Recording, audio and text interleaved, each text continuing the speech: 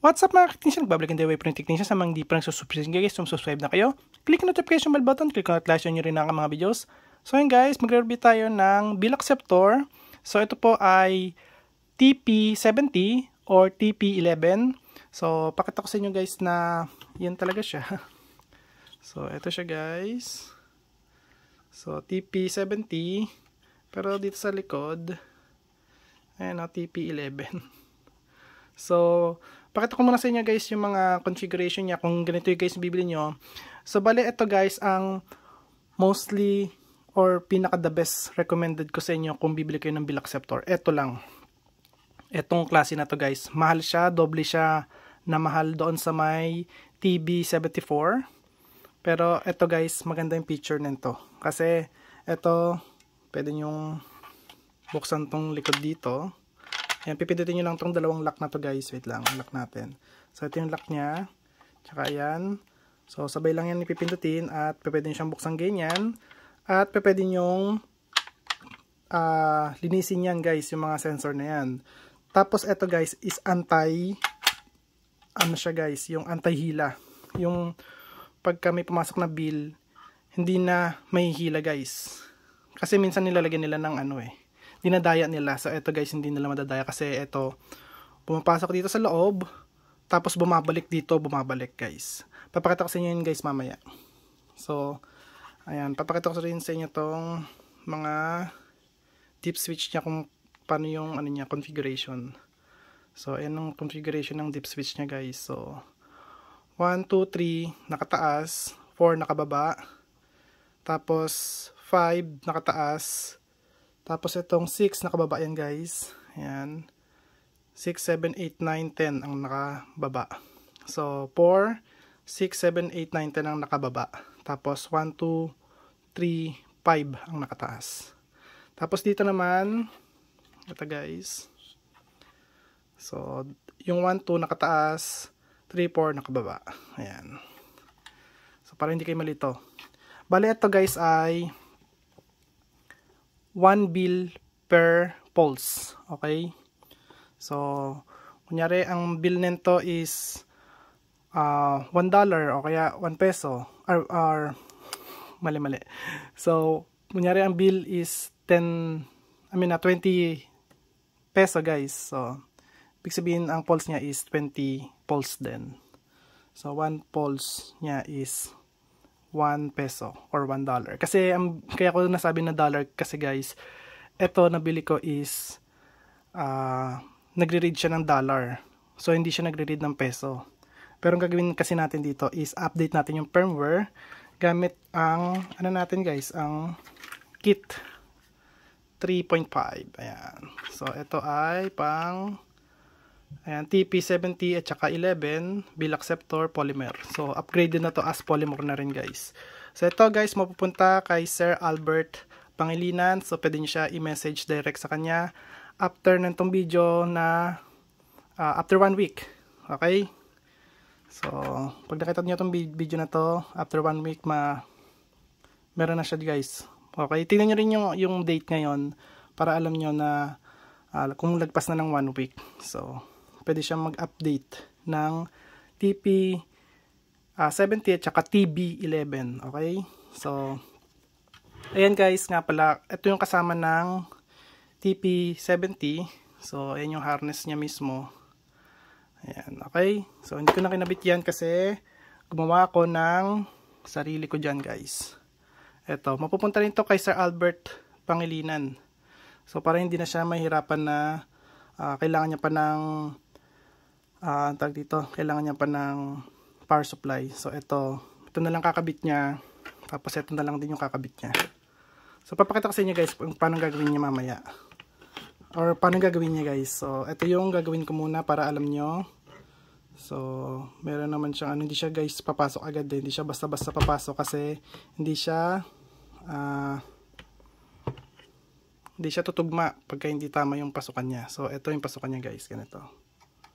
Ayun o. Tapos bubuksan na lang yan dito. Ito. So pag binuksan siya, ayan, ganyan ang itsura niya guys. So pakita ko sa inyo na dollar talaga yung kinakain yan. At malalaman ni Sir Albert kung gumagana yung pulsing niya. So, ito guys. Ayun. So, nagpa-pulse siya guys. Ayan, oh. So, antay lang natin matapos yan. So, $100 yan. So, ibig sabihin 100 volts din yun guys. So, ang bilis niya mag-pulse, diba? So, ngayon papakita ko sa inyo kung ano nangyayari na hindi talaga to madadaya guys. So, hindi to mahihila pabalik. So, pakita ko sa inyo ha.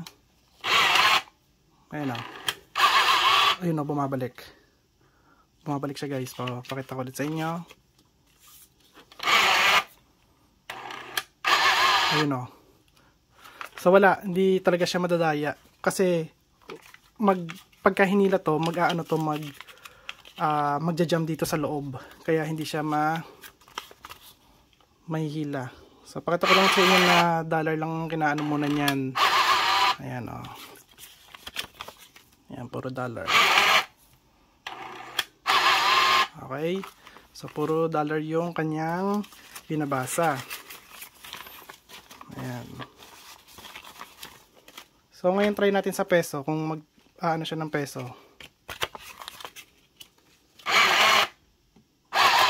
Nope.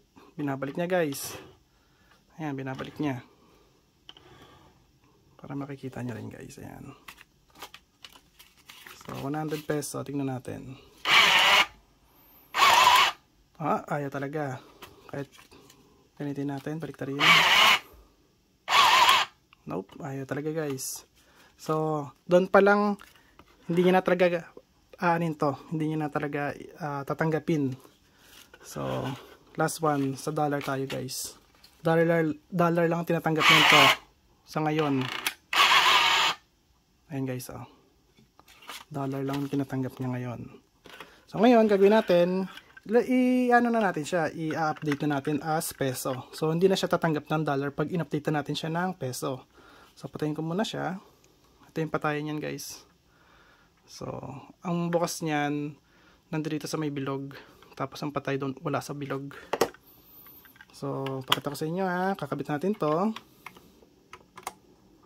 Walang ano to guys, walang daya. Or walang ano to, cut video guys. So, dito lang din yan. So, on natin to. Ayan. Ayan guys. So, ayan. Okay. So, ngayon, nawala yung status niya. So, ngayon pipindutin na lang ni Sir Albert to. Ito.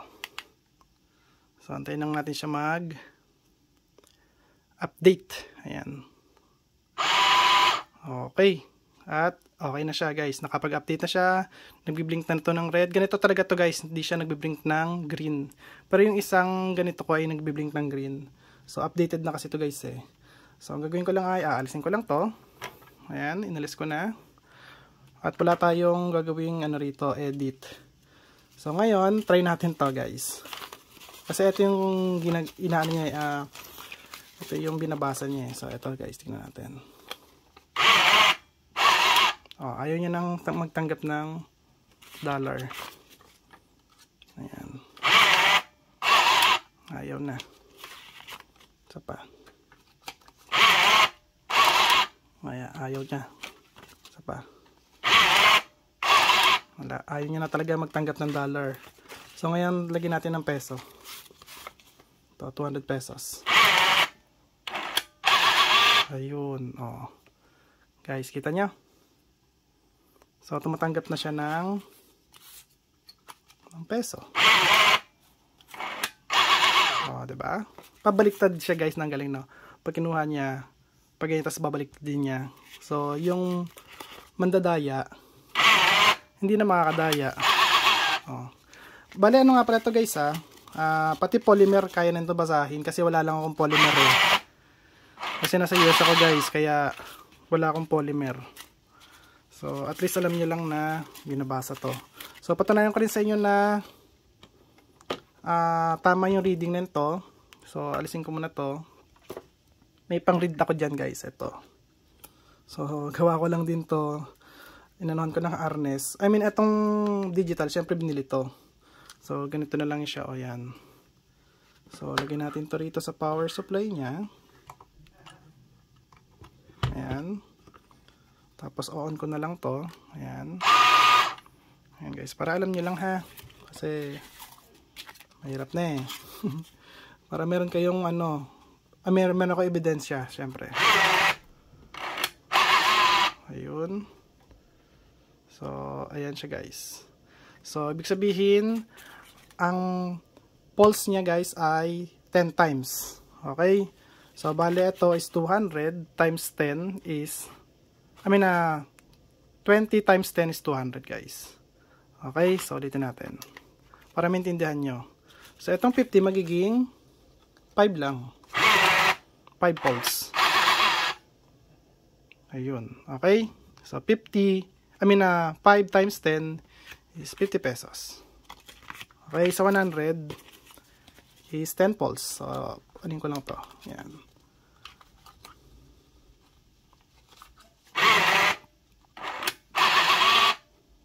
So, ayan siya guys. So, 100. 10 times 10 is 100 guys. Okay? So, ganyan po yung, ano yan, config nyan. Kasi parang naging ano na siya. Naging TB74. Yung pulsing niya. So, ito naman sa TB. Ito guys. So, pakita ko sa inyo.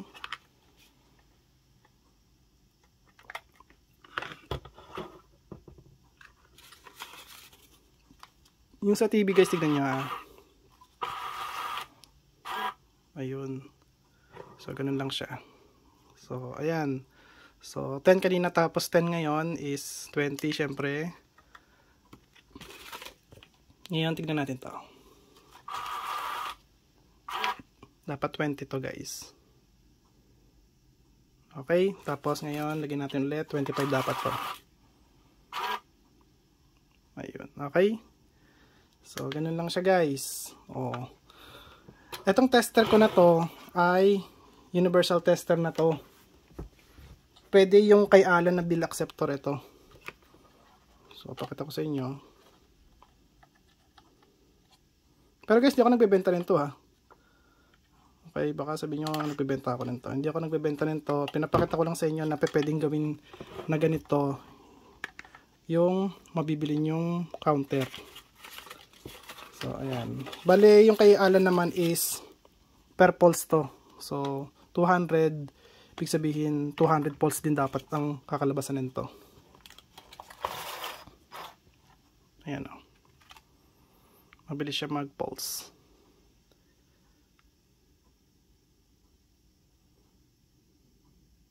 Okay, 200. O, diba? 100.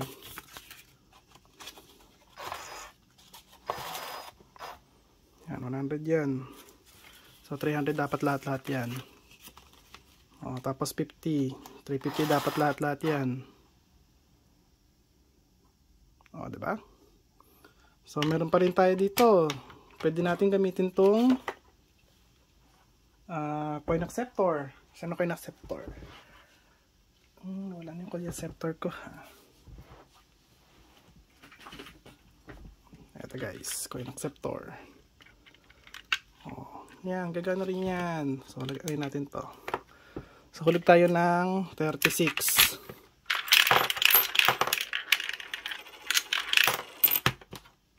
Oh, 36 guys. Okay, baka kasi hindi kayo maniwala, 36 yan. Oh, 36. Oh, 36. Okay, so, pwede kayo gumawa ng sarili nyong ganito guys. So, gawa lang kayo ng mga ganitong connector. So, makakagawa na kayo ng ganito guys. So, kahit ganito lang din bilhin nyo. Or may ibang counter pa kasi guys eh. Ito ang binili ko malaki. Para kasyang-kasya yung mga parts. Ayan. So, ayan yung on-off nyan. O, diba guys? So, ayan yung dapat sa TB70 lang yung ano natin. At least pinakita ko lang sa inyo na meron tayong pang test. Meron tayong pang update. So, ayan, may pang-update tayo guys. Okay? After 1 week, then itong video na to, pwede na kayo mag-chat kay Sir Albert na pa-update ng bill acceptor. So, ang na-update lang ni Sir Albert na bill acceptor guys ay yung TB74. Ay. So guys, TB74, yung ganitong itsura. TB74 yan guys, ayan. TB74. Tapos yung ganitong itsura. Ayan. TP70. Pinaka the best na bill acceptor guys. Versus dito sa dalawa na to. Kasi itong dalawa na to ay halos magka-price lang yan guys. Okay. So ito the best para sa akin. Ito lang. Sana meron pa ritong mas the best. Kasi ito kasi bumabaliktad talaga guys eh. So yung gagawa ng ng hila-hila, hindi niya ano yan guys. Maano lang siya, magja-jam lang siya. So i-stop yung nito, yung paghigop pagka nag-jump siya guys. So ayan. So ayun lang guys, at kung gusto niyo yung video ko, huwag kalimutan mag-like, share, subscribe, click the notification bell button, click on it guys. Bye. Peace.